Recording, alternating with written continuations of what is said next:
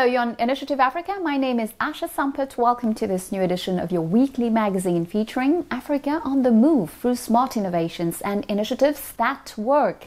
Let's get on with the show with our top stories today.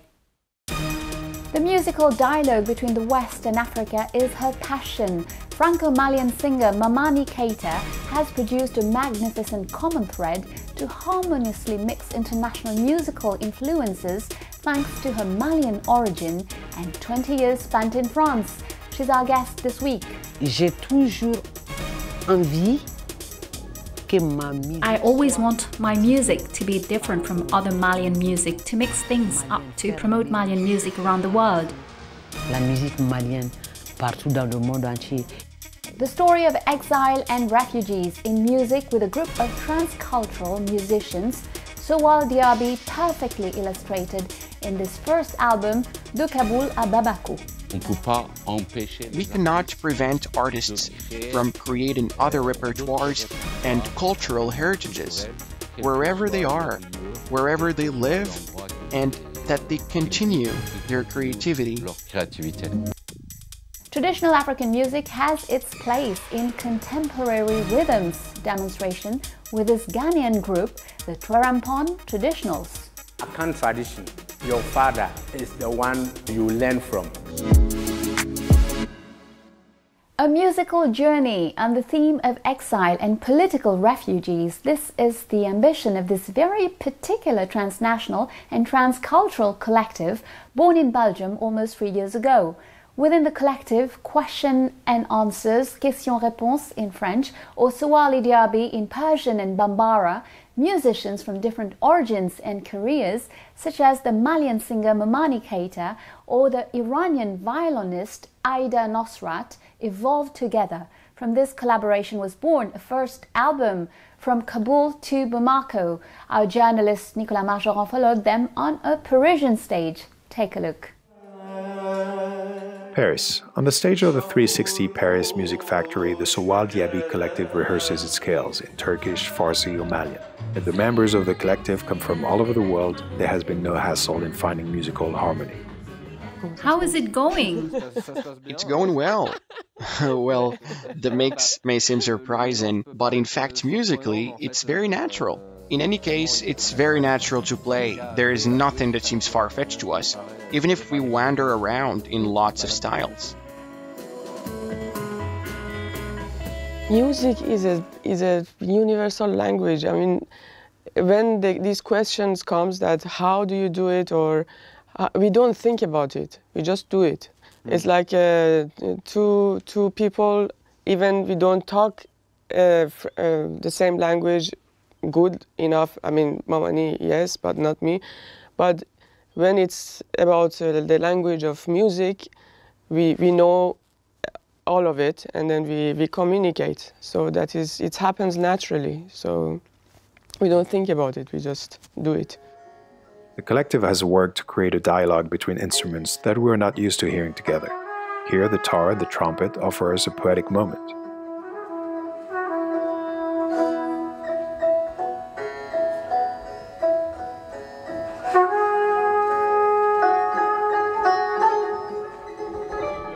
If the project offers beautiful musical creations, it also has a symbolic and political dimension.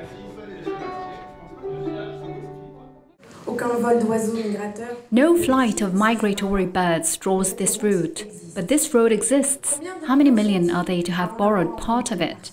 And besides, from Kabul to Bamako, is it really a route, or rather an idea, an abstraction, a symbol? Saïda Sadi is at the origin of the collective.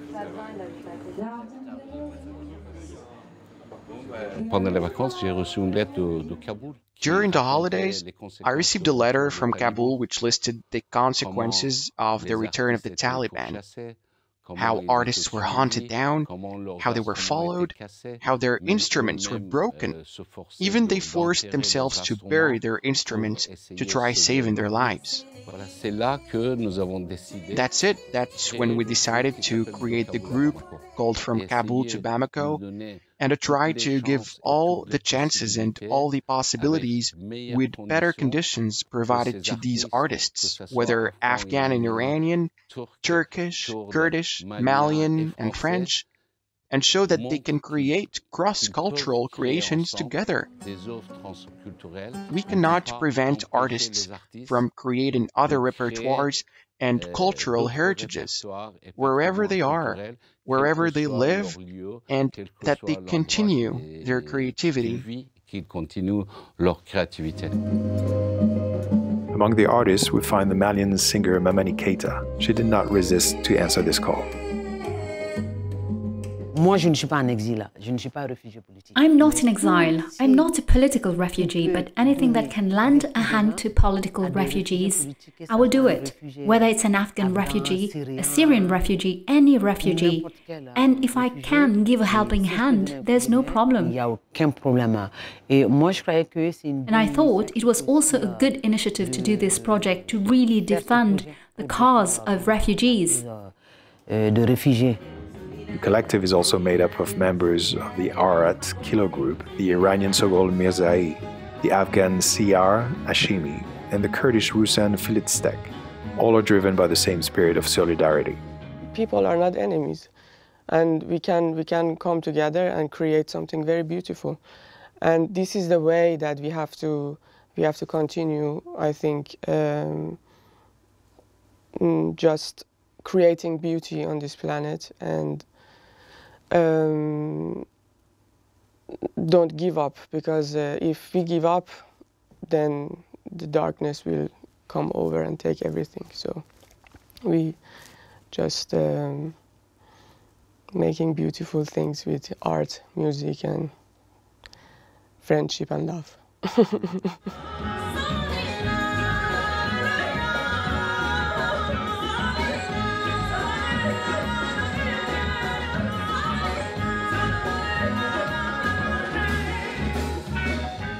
With their creation, the Sowal Diaby Collective delivers a beautiful and inspiring message of hope.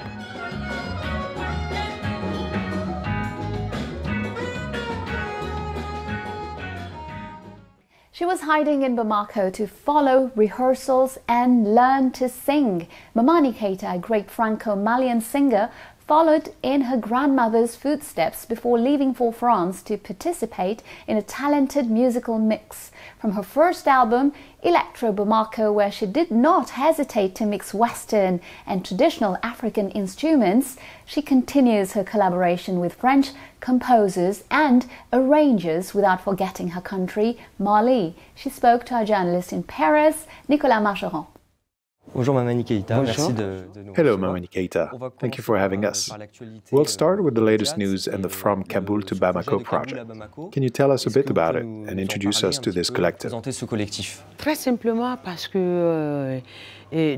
Quite simply because from Kabul to Bamako, I was noticed by this famous producer named Saïd. Ce fameux producteur qui s'appelle Saïd. At the time, I was a member of the musical group Arat Kilo.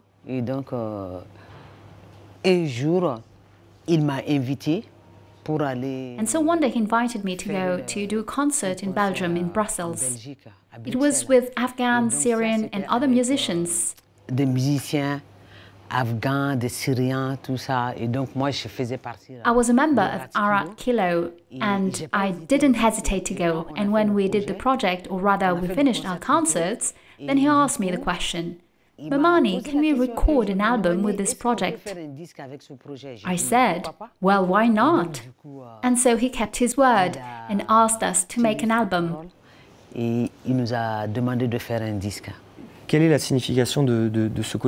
Why this collective? What does it represent for you? There are themes that are quite present, in particular on the topic of exile, of refugees.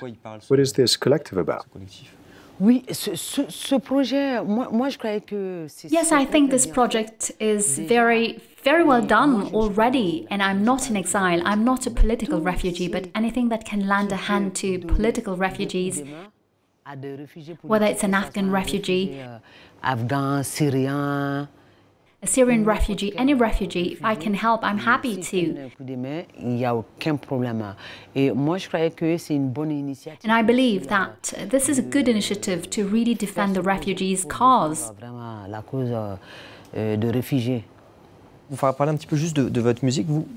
Let's talk a little bit about your music.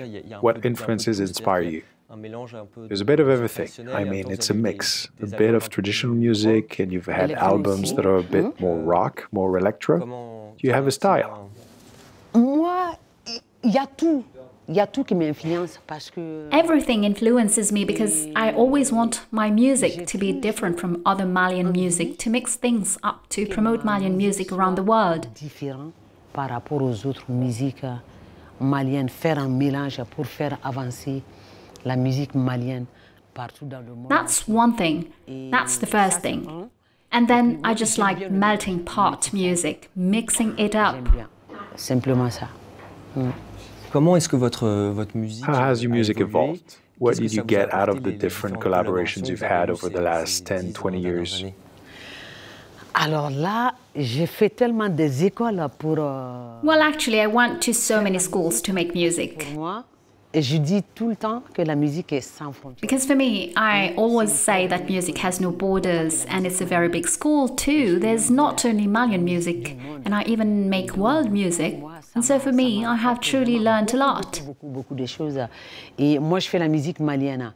And I make Malian music, and right now I'm making a mix. Malian music with Afghan music and Syrian music, also Turkish and French music and Ethiopian music, and that's everything for me. Éthiopienne, et c'est tout pour moi. That's a nice mix. Exactly, it's a very, very nice mix, and I even tell people, don't hesitate to do this. Let's talk a little bit about the young generation, especially the young generation of Malian rappers. Do you follow them? What do you think of them? And what do you think in particular of the Mali Has Rappers Festival? Je suis vraiment beaucoup de rappeurs maliens. I really do follow a lot of Malian rappers, and hopefully the others forgive me, and it's not because I have a preference, I like everyone. But there's a young boy called Iba One. To be honest, I listen to him a lot, and then hopefully the other female rappers forgive me, but I also follow Amy Yerewolo. Qu'il m'excuse, et je suis beaucoup aussi Amy Yerewolo, et ce qu'elle fait. And what she does is really great. I say to them, bravo, continue on like that. Are there many Malian artists present in France? Is there a kind of exchange, a community, networks, passing on of knowledge that is happening? Il y en a beaucoup. Il y a beaucoup d'artistes. There are many Malian artists living in France, and female artists too. There are also a lot of griots and griots, traditional storytellers, singers, poets who live in France, and we interact a lot. And then there are also our children who were born here, who are now becoming great artists, great rappers, both male and female. We truly have ties that bring us closer. And so for this new generation, would you say that they are prepared for the future? Oh yes, no doubt. There's no doubt they are ready.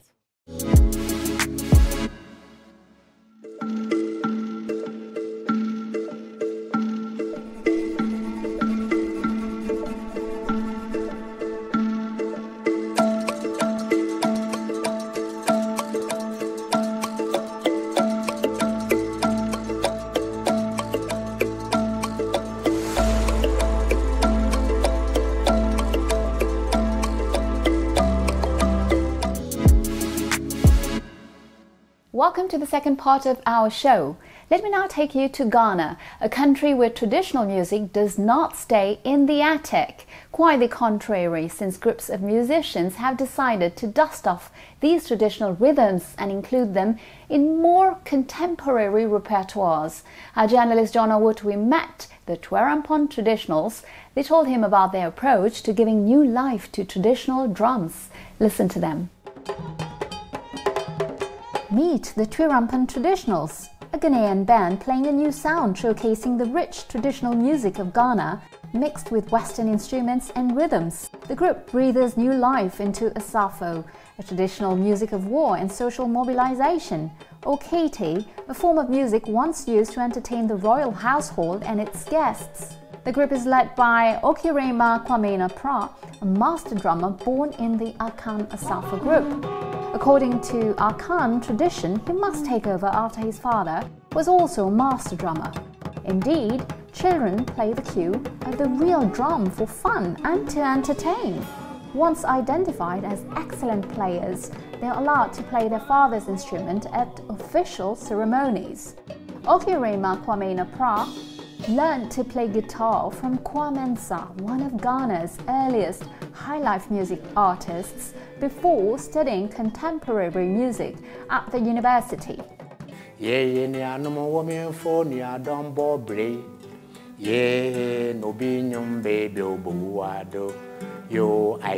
Akan tradition, your father is the one you learn from. I started drumming at the age of 3 because at my area, this Asafa company used to perform when someone dies or when the chief at that time wanted to put across any message for developmental project or whatever you want them to do. The Asafa drum will be sounded, and the master drummer or the divine drummer will summon everybody to the chief's palace. At a point, I decided to compose my own music in the traditional parlance. So I bought an acoustic guitar, and so Eja Kwamensa of blessed memory, one of the first Ghanaian to record. So he gave me some tutorials. In recognition for his long-standing contributions to the promotion of traditional music, Okirema Kwame Pra was recently honored by the Ogwa Traditional Council of Cape Coast in central Ghana. During the event that was held to honor him and others like himself, the Twirampon Traditionals Group performed the popular Ghanaian favorite, Welcome Home, by the Osibisa Band.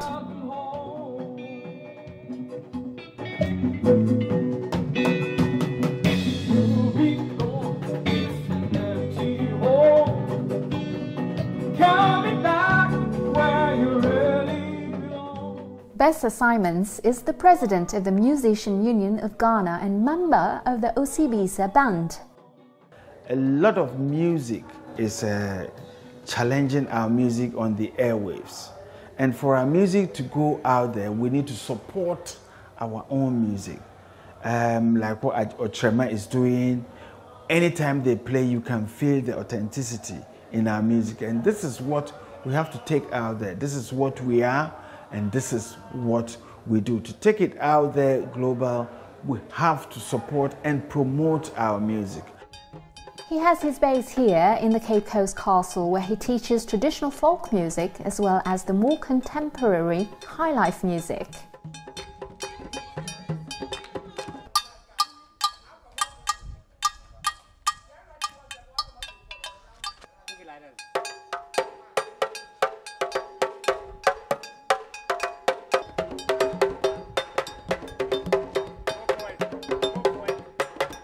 My idea is to train the younger generation who want to go into music, to learn different types of music so that they can exhibit or show it to the whole world.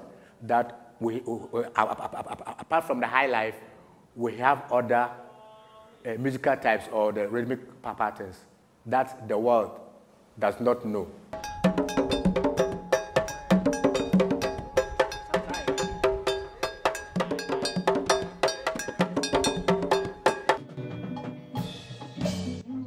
Many come to learn how to play the drums and bells and other traditional musical instruments.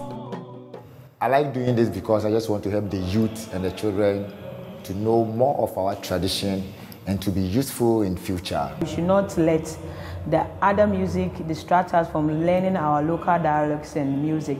Traditional music is the best. They should find a traditional band or anything to join and learn everything that they want to learn, because learning from there you go out better. For this music to have a great impact on a global scale, there's still a lot to be done. Okirema Kwamena Pra, who has performed in shows and participated in international workshops, is at the forefront of promoting this unique form of traditional Ghanaian rhythms. Let's get back to Franco-Malian singer Momani Keita for the second part of her interview. She gives us her views on the close link Mali has with its diaspora in Europe. Let's listen to her. Let's talk a bit more about you. You were born in Mali. What memories do you have from that country? Until what age do you live in Mali? In fact, I left Mali in 1997 and turned 20 here. When I arrived here, I was only 19, and I have very fond memories, and I remember them very well, because I was my maternal grandmother's companion. In fact, she was the one who passed on singing to me, because in my paternal family, there are no singers at all, and so in my maternal family, I am the namesake of my mother's mother, of my grandmother, and so she was the one who passed on singing to me, and I remember that time very well. De ma grand-mère. Et donc, du coup, c'est elle qui m'a transmis la chanson. Et je me rappelle très bien, au fait, moi, je savais même pas. In fact, I didn't even know that I was going to leave Mali. Et un jour, elle était avec sa fille. And one day, she was with her daughter, that's my aunt, my mother's little sister. Dans la chambre, et puis, du coup, they were sitting in the bedroom, and then she told me to fetch water from the well. And so I didn't even have breasts, but I always liked to tie a straw to my chest. So then I went to fetch water from the well, and I started to sing. She tells her daughter, "Mom, my namesake, she's going to end up having adventures." And I laughed. I didn't think about that, but the day I arrived in France here, I said to my brother, I want to go back to Mali, because here we are inside. All the time you can sit in front of the door, so I don't want to live here. My God, I have been living in France for 34 years now. I have also read that the name Keita, in fact, according to tradition, people with this family name are not allowed to sing. Is that right? Can you explain this to us a little bit? Exactly, because I'm a descendant of a king. When we say a king, it's King Sandiata Keita. And therefore, in our family, there are no griots who are traditional storytellers, singers, or poets. We are pure nobles. And so my mother, as she saw me sing little by little, she said, "But why are you going to sing? You are not a griot. You have no right to sing. It's the griots who will sing for you." And so she put pressure on me. She did not want me to go to rehearsals, because I was hiding that I was rehearsing with people from the neighborhood, because we were preparing for the artistic biennial. And so every time I hid that I was going to sing. And one fine day, what does she do? She came to me and I ran away. And then when I got back, she said to me, "Where did you go?" I said I had gone to see a girlfriend. She said to me, "No, you left to sing. But your big brother is going to punish you today." And boom, she called my big brother, the eldest in the family, and said to him, "Listen, I told Mama, short for Momani, not to go to sing. You need to punish her, and my big brother saved me." And what was his response? He instantly replied to my mother, "Mom, I cannot punish Momani. Your own mother, didn't she sing? She passed this on to her. It's her destiny. Therefore, I'm not going to punish her." I said, "Hallelujah." My brother saved me, and since that day, she let me go and sing wherever I wanted. I would say thank you to my big brother, and I thank you to my mother too. May they rest in peace. Let's talk a bit about the Malian diaspora. For Africans who are in Africa, how would you describe this Malian diaspora? Do they interact a lot? Are they actively engaging as members of the diaspora? Also, what does this do for Mali?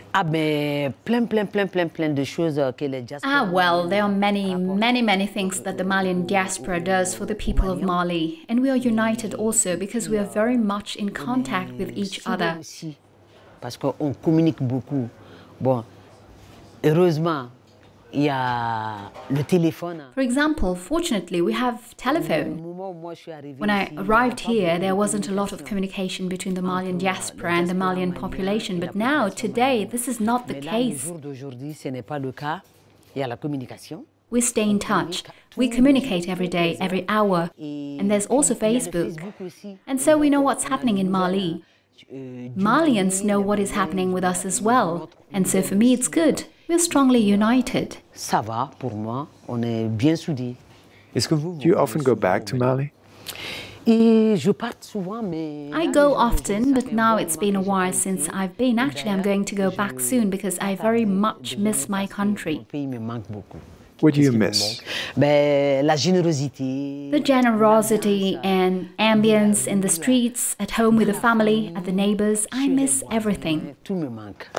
On va parler un petit peu de la relation entre le... Let's talk a little bit about the relationship between Mali and France. It is a difficult period.